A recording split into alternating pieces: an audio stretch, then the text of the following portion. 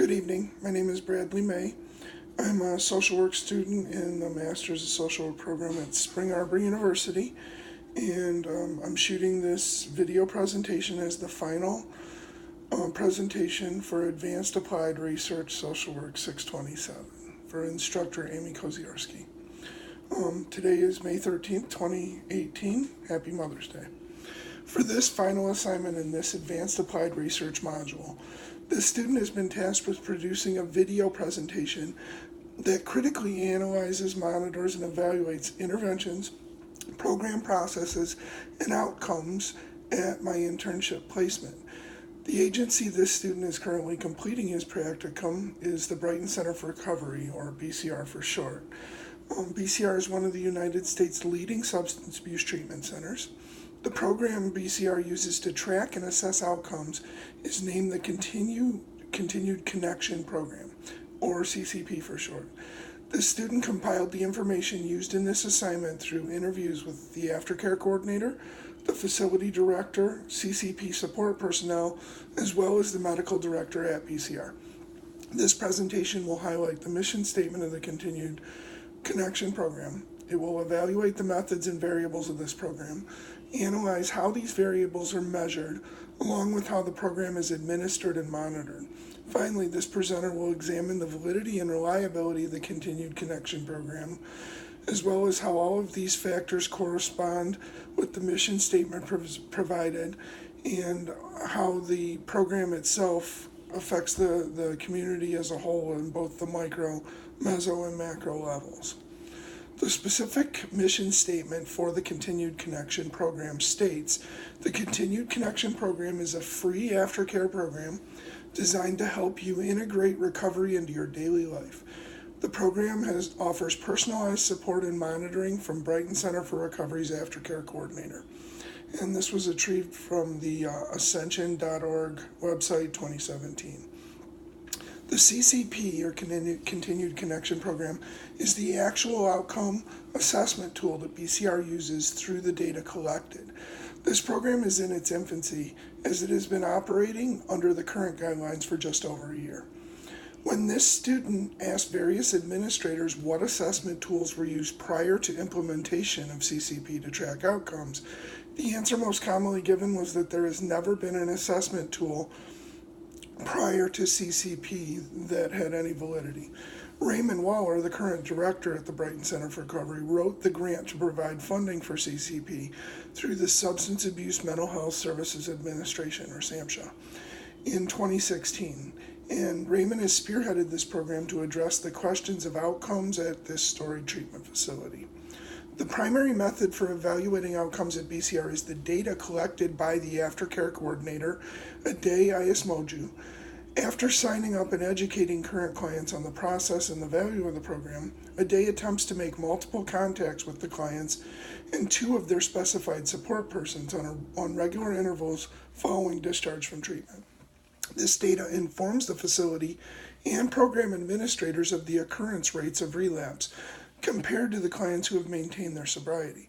This data will eventually be implemented in the process of evaluating and reforming evidence-based treatment strategies. This pilot program is currently in the development phase of a continuing education portal program that will allow graduates of this treatment program to log in to a website for informative webinars and readings developed by the treatment center therapists. Specific variables being evaluated through the Continued Connection Program data are the relapse rates after clients discharge from treatment, as well as the amount of time between discharge and relapse if relapse occurs. The dependent variable in this scenario is the amount of time a client stays clean after discharge from treatment. The independent variable is the amount of time a client stays clean after discharge from treatment. The independent variable includes reasons for relapse in the cases where a client was unable to maintain sobriety.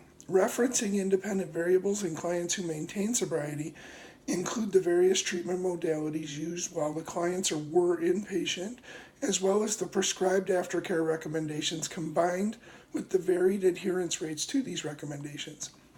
The dependent variables are measured through clients' reported clean time after discharge from treatment. This variable is a comparison of self-reported data from the client, combined with corroborating data from the client's support persons. The independent variables are much more complex to measure. A client who reports a relapse after discharge from treatment will be asked to specify the reason for his or her relapse. This is often difficult for the client to pinpoint or communicate, and therefore often remains an intangible.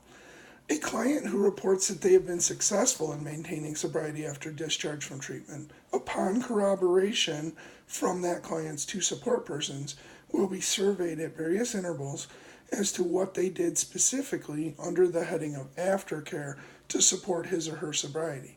These recommended aftercare programs generally consist of IOP, which is intensive outpatient therapy, individual therapy, as well as consistent attendance in support meetings, such as AA or NA meetings, and working with a sponsor to complete the 12 steps. The same client will also be surveyed as to which educational programs and interventions during their inpatient treatment had the greatest effect on his or her ability to maintain sobriety, as well as which programs and interventions the client did not feel were as advantageous. The Continued Connection program is monitored and administered through the Office of the Aftercare Coordinator, ADAY, ISMOJU. ADAY meets with the client individually before they are discharged from treatment to discuss their participation in the program, which is completely voluntary. The Aftercare Coordinator will maintain contact with clients who agree to participate in the program through regularly scheduled phone calls.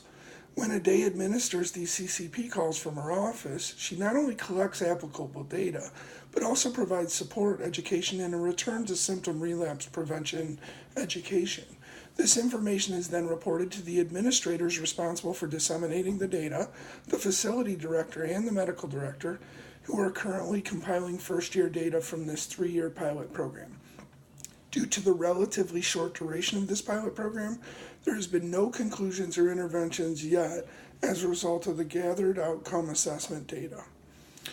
The Continued Connection program, as mentioned previously, is still in its infancy, just over a year since implementation. That being said, it is this presenter's opinion that this tool demonstrates low validity and low reliability. The logic behind this opinion is based on the need for efficacy and self-reporting, along with the general transient nature of the population served by substance abuse treatment centers. Actual performance and outcome data for CCP were not made available to the student for reasons of privacy and confidentiality. These factors were taken into consideration when the program was designed and are the reasons the Aftercare Coordinator attempts to collect corroborating data from sober support persons as well as the specific client. Unfortunately, the general lack of honest self-reporting or the non-ability to properly track the majority of substance abuse clients after discharge from treatment is a detrimental factor in determining validity and reliability for any tool in this industry that is designed to track outcomes.